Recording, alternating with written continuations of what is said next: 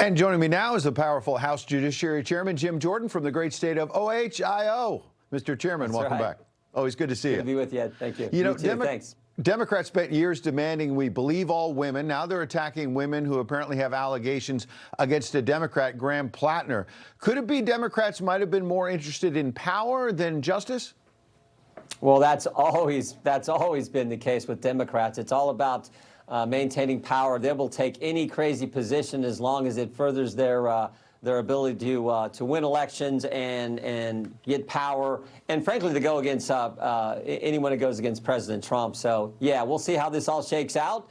I think the Democrats, every single position they now take seems crazy, whether it's candidates with what, Nazi tattoos or whatever, to everything on abortion, on the border, on sanctuary cities, you name it. So, yeah, I always say as the president said, it's crazy versus common sense, and they take every crazy position you can imagine. Yeah, and that might be front and center in November when you talk about sanctuary cities, one of them Los Angeles, obviously, where there's a mayor's race, there's a governor's race in California, and it appears to be another Democrat disaster. The president, expressing real concern about the delay in the vote count. Steve Hilton, the Republicans, in the lead, but they just keep counting more ballots, Mr. Chairman.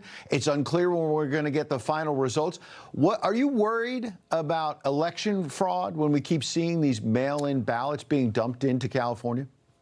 Well, yeah, we've always been concerned about that. I mean, there was the commission several years ago that said, you don't want mail-in voting. There's the potential for fraud, the potential for abuse, the potential for all kinds of mischief is very real. I mean, this was a bipartisan commission that came up with this, or who did the investigation. So, yeah, I think the common sense question is, why does it take so long? Why can't you just give us the results? And I know they have, if it's postmarked and you receive it in the mail, it's postmarked by Election Day. So, okay, why don't we have the results today then? 3 days later, all the mail's in. Why don't we have the results today? It won't be today. It'll still be sometime in the future. Why does it take so long? Because in Ohio, I know we get the results a few hours after the polls close on Election Day. Right. Most states, that's the case. Why is California so different? And it does raise all kinds of concerns. And frankly, I think probably warrants an investigation from the House Administration Committee. I know they've looked into it before. Maybe we'll do it again. Yeah, the president's got the U.S. Attorney's Office in L.A., which obviously reports back to DOJ in Washington, looking at it as well. And yet somehow 4 Senate Republicans last night broke with the president and leaders like you in the House to block the Save America Act, which would also deal with this in California and the other 49 states. Isn't that a betrayal of the voters who not just voted you and the president in big numbers in 2024, but, some polls, even by CNN, say 80% of the public, Mr. Chairman, support the Save America Act. Isn't this a betrayal by Republicans? Well, it's just good common sense to enact this legislation. I mean, in Ohio, we have to show an ID when we vote. Only citizens should be voting, particularly in federal elections, for goodness sake. So, yeah, I think it's just good common sense. But again, the left won't support it. And maybe a handful of Republicans, for whatever reason, decided not to. But, yeah, it's good common sense. I actually think that's going to be a central theme in this campaign. This upcoming midterm election, I think it is, as I said before, it is. I was doing an interview and I said, I think you can summarize it in 2 sentences. They're crazy, we're not. Every position they take, including not having to show photo ID, having an open border, defunding the police, defunding ICE, shutting down the government, men and women's sports, sanctuary jurisdictions. You can just go down the issue. They're all crazy positions. I think we have to highlight that, make that really clear for the voters when they're making the choice this November.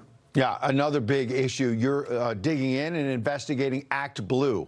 A lot of people are noticing the Democrats seem to have raised a lot less money in this election cycle. I wonder if that has to do with the fact that there was illegal money coming in that you're looking at now, going into this ActBlue, which was sort of the central clearinghouse for Democrat fundraising in recent cycles. What are you learning? What do we need to know? Well, when we asked all the top people who were in charge of preventing fraud at ActBlue, the 4 people who left right after the 2024 election, one of their chief counsels who was fired, when we deposed those individuals in our committee, they all took the 5th. They wouldn't answer any substantive question. And, as you pointed out, Ed, this is the juggernaut. This is the machine, the money machine for the Democrats. There were certain candidates in congressional elections in 2024 raising $3 million a quarter, most of it coming through ActBlue. So our contention is they were accepting foreign contributions. We think there's strong evidence to support that. We're digging into it to see if that's actually the case. It sure looks like it is. And we have emails as part of our investigation amongst people at ActBlue where they say, well, we got to be careful about these fraud prevention steps and measures and protocols that we're going to put in. We don't want to do anything that jeopardizes the contributions. And so they actually lowered their standards. What about following the law, sure Mr. Chairman? Yeah. As you know, Yeah, exactly. You can't have foreign money. Exactly. It's illegal. And so that's why we're digging. And we got a hearing next week in Brian Stile with House Administration has done a good job, the chairman. We got a hearing in that committee next week. All right, we'll watch it. They're crazy, we're not. I think we might see that on some T-shirts. That's right. That's right. right. Maybe we will. Chairman Jim Jordan, thank you for your time, sir. Information. Truth. Is freedom. Is Newsmax. It's real news for real people.